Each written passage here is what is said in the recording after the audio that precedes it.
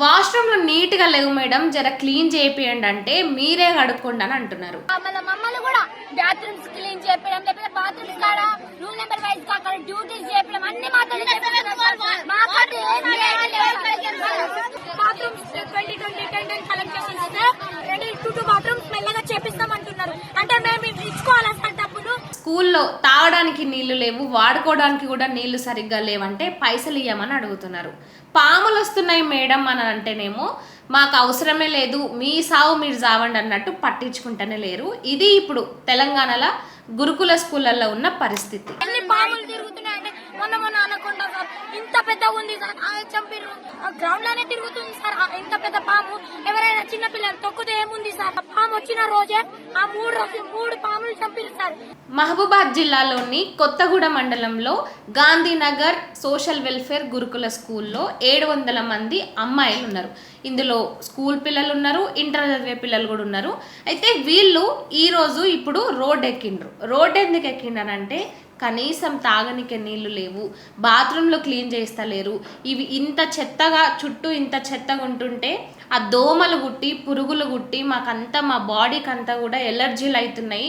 మేము ఏం చేయాలి? మా గోడు ఎవరింటారు? మమ్మల్ని ఎవరు పట్టించుకుంటారు? మమ్మల్ని పట్టించుకునే నాదుడు ఒక్కరైనా ఉన్నారా అని క్వశ్చన్ చేస్తూ వాళ్ళు ఈరోజు నిరసనలు చేస్తున్నారు.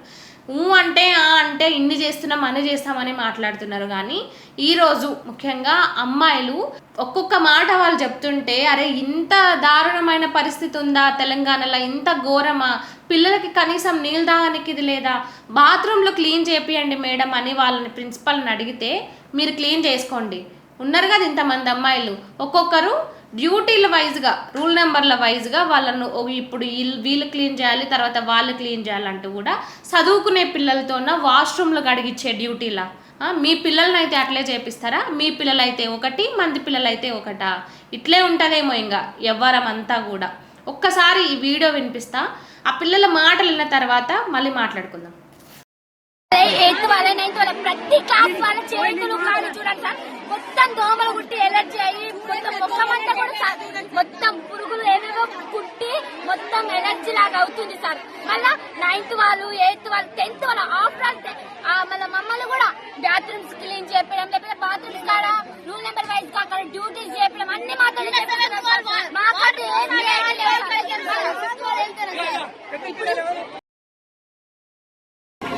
ఇప్పుడు మార్నింగ్ నుంచి సఫర్ 1 month అవుతుంది మేడం సఫర్ అయ్యి. అందుకే మేము బదిలీ చేస్తున్నాం మేడం. 2 బాత్రూమ్స్ 700 గర్ల్స్ మేడం ఇక్కడ 2 బాత్రూమ్స్ అంటే ఎలా మేడం?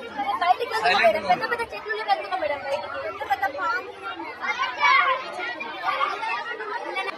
నేను 1 month నుంచి చెప్తున్నాను మేడం. ప్రిన్సిపల్ మేడం ఎలా అంటున్నారంటే మీరే 10 రూపీస్ ఇచ్చిరా కలెక్ట్ చేసి మేము 2 బాత్రూమ్స్ క్లీన్ చేస్తాం, మళ్ళీ 10 రూపీస్ ఇవ్వండి మళ్ళీ క్లీన్ చేస్తామని అంటున్నారు మేడం. అది న్యాయమా మేడం? చెప్పండి. చూసారు కదా అమ్మాయిలు ఎంతగానం బాధపడుతున్నారు, ఎట్లా చెప్తున్నారు అనేది. అసలు ఎందులైనా ఏడనైనా అసలు ప్రైవేట్ స్కూళ్ళల్లో చదువుకొని ప్రైవేట్ స్కూళ్ళల్లో వేయించలేకనే కదా తల్లిదండ్రులు గురుకుల స్కూళ్ళల్లో ఈ గవర్నమెంట్ స్కూళ్ళల్లో వేపిస్తున్నది. మళ్ళీ వాళ్ళతోనే పైసలు అడగడము, 10-20 రూపాయలు అడగడము. మీరు 10-20 రూపాయలు ఇస్తేనే ఆ వాష్రూమ్లో క్లీన్ చేపిస్తాము, లేదంటే లేదు, క్లీన్ చేపియమని ఆ ప్రిన్సిపల్ మాట్లాడుతుందంట. 10-20 రూపాయలు వీళ్ళకి చిన్న విషయమే కావచ్చు, కానీ ఆ పిల్లలకు అంత చిన్న విషయం కాదు కదా. ఏం జరిగినా కూడా, చిన్న ఫంక్షన్ జరిగినా కాలేజ్లో స్కూల్స్లో ఫేర్వెల్ పార్టీ జరిగినా ఏదైనా సరే కానీ డబ్బులు ఇప్పించుకోవడం మాత్రం ఖచ్చితంగా మ్యాండేటర్ అంట. డబ్బులు ఇస్తేనే ఏ ప్రోగ్రామ్స్ అయినా ఉంటాయి, ఏ కల్చరల్ యాక్టివిటీస్ అయినా ఉంటాయి, లేదంటే ఉండవంట. అమ్మాయిలు ఎంతగా చెప్తున్నారంటే ఆ పురుగులు దోమలు ఇవన్నీ కుడుతున్నాయి, పాములు తిరుగుతున్నాయి, ఒకే రోజు 2-3 పాములు కూడా తిరుగుతున్నాయి, అనకొండలు కూడా వస్తున్నాయి, అయినా కూడా పట్టించుకుంటలేరు. ఇంత కూడా 700 మంది అమ్మాయిలకు 2 బాత్రూమ్లు అంటే ఎంత దారుణం అని అనుకోవాలి. మీ ఇంట్లో మీ పిల్లలకైతే అట్లే చేస్తారా? ఒక్క బాత్రూమ్ గట్టిగా మాట్లాడితే ఒక హాస్టల్లోనే, ఎంత ప్రైవేట్ హాస్టల్ చూసుకున్నా ఒక హాస్టల్లో 5 షేరింగ్ ఉంటే అందులో ఒక్క వాష్రూమ్ ఉంటేనే 5 మెంబర్సే ఇబ్బంది పడతారు వాష్రూమ్ని వాడుకోవడానికి. మరి అట్లాంటిది 100 మంది కాదు, 200 మంది కాదు, 700 మంది. ఆ 700 మందికి 2 వాష్రూమ్లు ఏం సరిపోతాయి? మళ్ళీ చదువుకునే పిల్లలు పొద్దున్న లేచి స్నానాలు చేసుకుని ఉంటుంది, వాష్రూమ్ పోయేది ఉంటుంది. ఆ స్కూల్లో చదివే పిల్లలు, ఆ కాలేజ్లో ఇద్దరు ఈ అమ్మాయిలందరూ కూడా పెద్ద పెద్ద చెట్లకు బయటికి పోవాల్సి వస్తుందంట. ఎంత గలీజ్ అని అనుకోవాలి.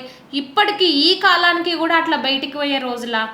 రాత్రుల్లో అర్ధరాత్రులు ఉంటాయి, అప్పుడు అట్లా బయటికి పోయి ఆ పిల్లలకి ఏమైనా గరిచి చనిపోతే ఆ పిల్లలు ఏం కావాలి?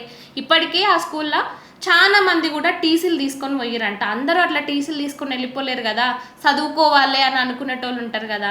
ఇంట్లో సిచ్యువేషన్ సరిగ్గా లేకనే ఇలాంటి స్కూల్లో భద్రత ఉంటుంది, అన్నిటికన్ని సదుపాయాలు ఉంటాయి, తినడానికి తిండి పెడతారు, వాష్రూమ్స్ అన్నీ మంచిగా ఉంటాయి, మా పిల్లల్ని మంచిగా చదివిస్తున్నామని తల్లిదండ్రులు అనుకుంటారు. కానీ ఈడనేమో చూస్తే ఇంత దారుణంగా ఉంది. కనీసం తాగనికే నీళ్లు లేకపోవడం ఏంది? ఈరోజు రైతులు పంట వండేనికే నీళ్ళే అడుగుంటున్నారు. హాస్టల్స్లల్లో ఇదే పరిస్థితి ఉంది, యూనివర్సిటీలల్లో ఇదే పరిస్థితి ఉంది. అసలు ఇంతకు విద్యాశాఖ మంత్రిగా సీఎం రేవంత్ రెడ్డి అన్న ఏం చేస్తున్నావు నువ్వు? ఇంతకీ ఏమన్నా అంటేనేమో రక్తాలు పంటల్లో చల్లుతానంటావు, ఇంకేమన్నా అంటేనేమో నా మీద అన్ని లేనిపోనివి మాట్లాడుతున్నారు అంటావు. కానీ ఈరోజు ఈ పిల్లలు రోడ్ల మీదకి వచ్చి మాట్లాడుతున్నారు. ఇది అసలు కనిపిస్తలేదా మీకు? ఏమాత్రం కూడా వినిపిస్తలేదా? చిన్న చిన్న పిల్లలు, అమ్మాయిలు, చిన్న చిన్న అమ్మాయిలు ఉన్నారు, చదువుకోవడానికని వచ్చి ఇంత ఇబ్బందులు పడుతున్నారు. ఇంకేమన్నా ఇలాంటి కంప్లైంట్స్ చేస్తే మార్కులు కట్ చేయడం, మీ సంగతి మేము చూస్తామని ఆ పిల్లల్ని బెదిరించడం ఎంతవరకు కరెక్ట్? ఇవన్నీ అంటే ఆ పిల్లలకున్న సమస్య కూడా బయటకు చెప్పుకోవద్దా? అసలు ఇలాంటివి రోడ్ల మీదకి వచ్చి నిరసన చేసేంత వరకు ఎందుకు తీసుకురావాలి? ఈరోజు ఆ పిల్లలు రోడ్ ఎక్కిన తర్వాత మేము మంచిగా చేపిస్తాంలే అని మాట్లాడుతున్నారు. అదేదో ఇలాంటి పరిస్థితి రాకుండా చూస్తేనే అయిపోతుంది కదా. ఆ పిల్లలు ఈరోజు అంత ఇబ్బంది పడి అంతగానో మిస్ చేసేంత వరకు ఎందుకు తెచ్చుకోవాలి? అమ్మాయిలు మాట్లాడుతున్న మాటలు చూస్తుంటే ఈ రోజుకి ఇప్పటికీ కూడా తెలంగాణలో ఒక పిల్ల చదువుకోవాలన్నా మంచిగా ఉండాలన్నా కూడా ఇబ్బందిగా ఉంది. నీళ్ళు తాగడానికి నీళ్ళు ఉండవు, వాడుకోవడానికి వాష్రూమ్లు ఉండవు, ఏవి కూడా ఉండవు. ప్రతి దానికి కూడా వేధింపులు, ఏం మాట్లాడినా కూడా బెదిరింపులు, మార్కులు కట్ చేస్తాము, మీ పైన కంప్లైంట్లు చేస్తాము, మిమ్మల్ని వదిలిపెట్టము, ఇవా టీచర్లు చేసే పని? ఈ విధంగా బెదిరించడమా? ఇలాంటి వాటిపైన ఇప్పటికైనా రేవంత్ అన్న మీరు విద్యాశాఖను ఇంకెవరి చేతులన్నా పెట్టండి, లేదంటే వీళ్ళ మీద కరెక్ట్గా ఇలాంటి ప్రిన్సిపల్స్ మీద, ఇలాంటి గురుకులాల మీద కొంచెం మీ కన్ను కూడా వేసి ఉంచండి. ఎందుకంటే పిల్లలు చదువుకుంటేనే బాగుంటుంది. మీరు నిన్న మొన్న కూడా మాట్లాడుకుంటా పిల్లలకు సౌత్ కొరియా లాంగ్వేజ్ నేర్పియాలి, జపాన్ లాంగ్వేజ్ నేర్పియాలి, జర్మన్ లాంగ్వేజ్ నేర్పియాలని మాట్లాడుతున్నామన్నా. ఇక్కడ కనీసం వాడుకోవడానికి కరెక్ట్ సదుపాయాలు కూడా లేవు. అవన్నీ ఉంటేనే కదన్నా ఇవేమైనా నేర్చుకుంటారు. ఇవన్నీ వాళ్ళకు మంచిగా ఈ సౌకర్యాలన్నీ కరెక్ట్గా ఉండే విధంగా మీరు కొంచెం పట్టించుకుంటే బాగుంటుంది. ఇలాంటి న్యూస్లు నిన్న మొన్ననే మస్తుగా చేసినాం. యూనివర్సిటీలవి చేసినాము, అమ్మాయిల హాస్టల్లవి చేసినాము, అన్నీ చేసినాం. కానీ ఏవి కూడా ఏ దాన్ని కూడా పట్టించుకున్నదే లేదు. కనీసం ఇప్పటి నుంచి అయినా ఇవి కాస్త మీ వరకు వస్తే, మీ దృష్టికి వస్తే ఇవి జర పట్టించుకోండి అని మా వాయిస్గా ఆ పిల్లల తరపున మాట్లాడుతున్నాం.